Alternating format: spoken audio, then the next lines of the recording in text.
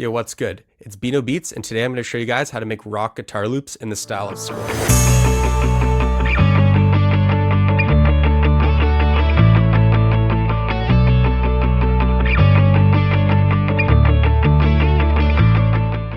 SCOREY kind of has two main style of rock guitar loops. One would be more punk rock guitar, so there'd be stuff like Rock and Roll, Love Letter, or Superstar. He also has stuff where it's more open played out chords with rock melodies over top, such as Girls Love Rod Wave or 156 Hudson. Today I'm going to focus on his more punk rock style, which I would say is a bit more of his signature sound. In this video I'm going to go over a few key things, such as what BPM and tempo do you want to set the project to, what keys do you generally want to stick to for these types of loops, what chord progressions does SCOREY like to rap over and which ones we can use to start off the loop, and then how to add melodies over top of this. Generally speaking, SCOREY loops in this style tend to be around 155 to 165 tempo. So if we look at Rock and Roll, 156, Love Letter, it's also 156, and Superstar is a bit more at 168. And a lot of them tend to be, in terms of key, around B minor, and that just goes for a lot of SCOREY loops. A lot of these punk rock type of loops follow a 6-4-1 variation type of chord progression. So 6-4-1 would be something like 1.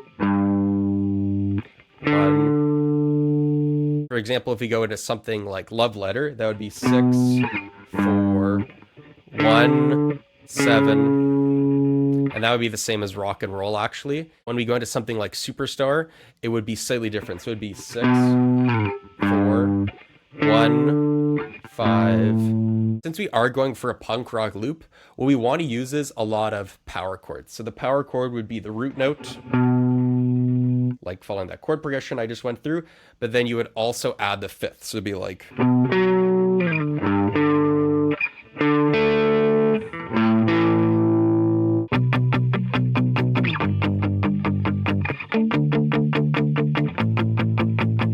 Or you could even add more of a melody. What I'm going to do is I'm going to record just down some plain palm muted power chords, and I want to make them really powerful because this is really going to be the center of the entire loop. For these punk rock loops, tone is definitely really key. You want to make you're using something that's really compressed and has a bit of distortion on it. So I'm just using Guitar Rig 6, and I'm using this preset called Compressed Rock and Roll. If it's hard to play at the full tempo of the final loop you want to go to, such as 160, there's nothing wrong with slowing it down, recording it, and then just stretching it and speeding it up.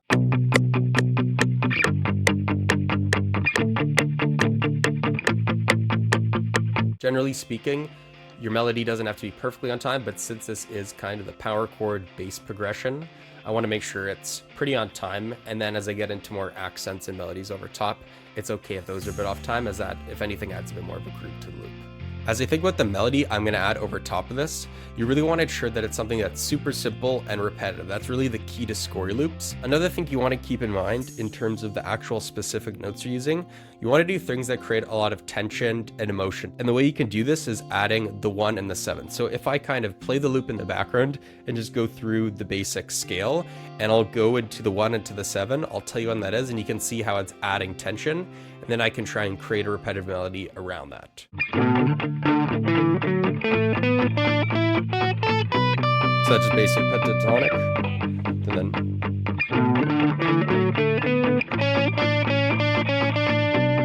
that's the 1 and the 7.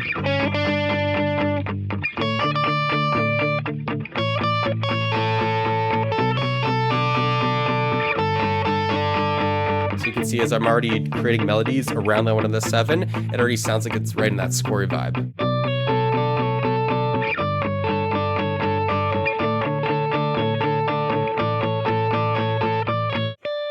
One, hammer off to the 7.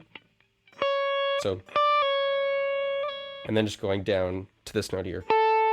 What I'm also going to do is pan these from either side. So as you can see, as I start to pan them and I'll start playing it, it'll just sound a lot more full and open. So this one to the right, now to the left.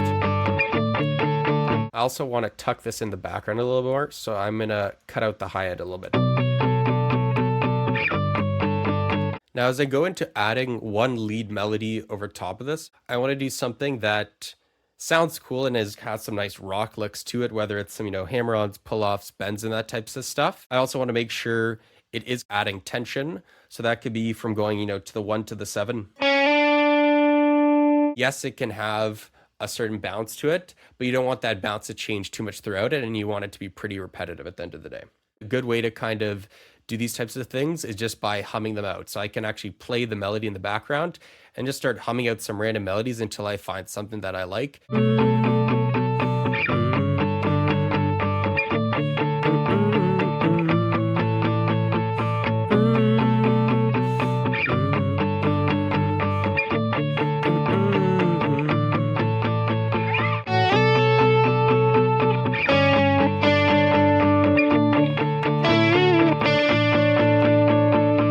So I've sped it up to 160 now, and let's just listen to it for a quick second.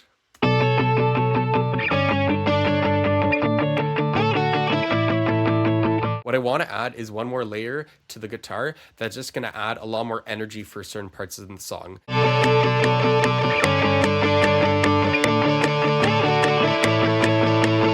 Pan it all the way to the right. Just creates a lot more room. I'm also going to cut out the highs again.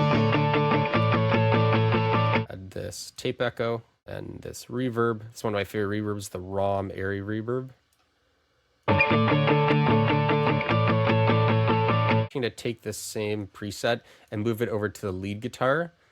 I'm not going to EQ the lead guitar out too much. I want the highs end to stick out.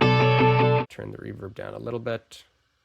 I'm also going to take a shaper box to this and automate the panning a little bit. So now let's go from side to side. What I'll do is I'll just head over into Splice.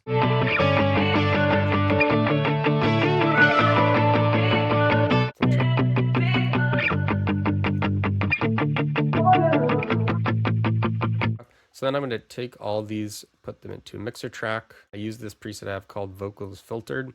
Essentially what it is it's another shaper box, so panning from side to side, a bunch of reverb, and then it really cuts out a lot of the frequencies. So I'll take a volume and I'll have it go up and down and then go like every bar. So then it adds like a pumping effect. Make the reverb like 100% after it. So if you go super attack to the background. Last final thing I will add is this background drone. I use it in a lot of my loops. It's already in B minor and I'll play it. It sounds like this. Just add some ambience. I'm actually going to pitch it down 1 octave.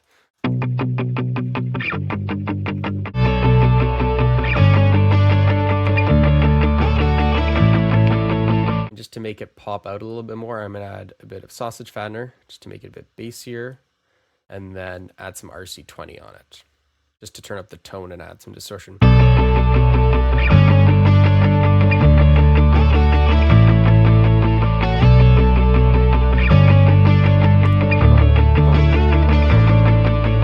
So now I'm going to go through the loop, listen to it, and mix the levels a little bit.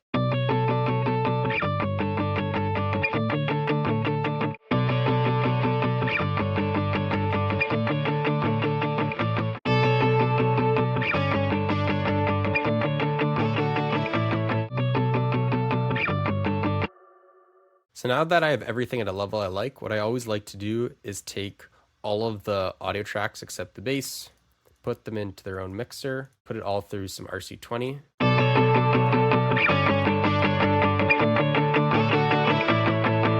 Way grittier already. Make it even more compressed. I'll add a sound goodizer, which makes it a lot louder and more compressed.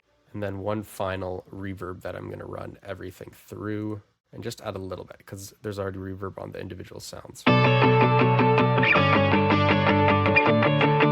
One thing I'm going to do is I'm going to export all the individual melodic sounds, so everything but the bass, and then mess with pitching some of them up or pitching some of them down to see if I like how those sound, and I can add those at certain parts in the loop just to add more variation. Cool, so I exported it, and then I pitched it down, and then I'm going to put it in its own mixer track, and then I'm just going to add an EQ to cut out some of the harsh lows.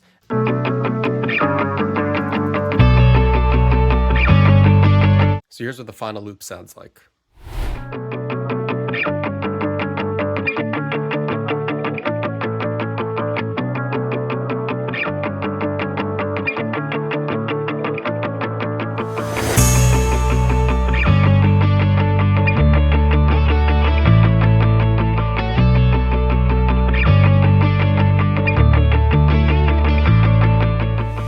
description of this video, I've also added the download link to this final loop with all the individual stems, so feel free to use it as a drum maker to add drums to it, or even as a guitar starter to flip into a loop of your own. And hit me up on Instagram if you make something with it, and we can collaborate more in the future. Thank you guys so much for watching. I hope you liked this video. Let me know in the comments what you thought, as well as I'm planning on doing videos like this more in the future, whether it's, SCOREY loops, Rod Wave, Tussie, Polo G, you name it. Let me know in the comments what artists you would like me to do next.